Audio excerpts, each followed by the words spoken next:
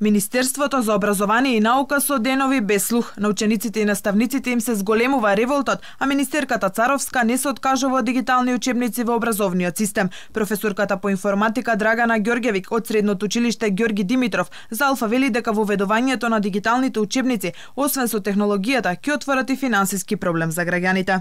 Прво затоа што сите ученици немаат технички можности, а печатање во боја ќе ги чини повеќе отколку да купат учебник, а ќе го нема во продажба. Имаме дискриминација по тој повод, ако со некое чудо што не се случи оваа година, учениците да добијат таблети или компјутери.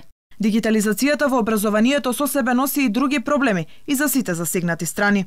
Нека ги прашаат лекарите колку е штетно, првенствено за очи, толку долго да се чита од екран. Има тука и положба на телото и на вратот, па несвестици и ред други проблеми. А дигитален учебник не е тоа што тие предпоставувам го замислила. PDF документ не е дигитален учебник. Ако го направат да има интеракција, тогаш треба таков учебник, но пропратен со класичен.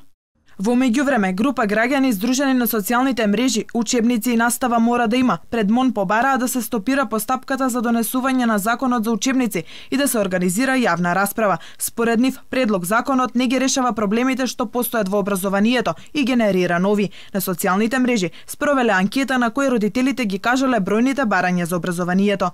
Печатените учебници да останат во употреба на наставата, да нема спојување на два предмети во еден, да се исклучи сеопфатното родово сензитивно образование, што побрзо да се донесат протоколи за враќање на децата во училишните клупи, за родителите кои го посетуваат тоа за своите деца, и да ни се овозможи нам, родителите, од денес па натаму да имаме право во предлагање и одлучување на целите во образовниот систем.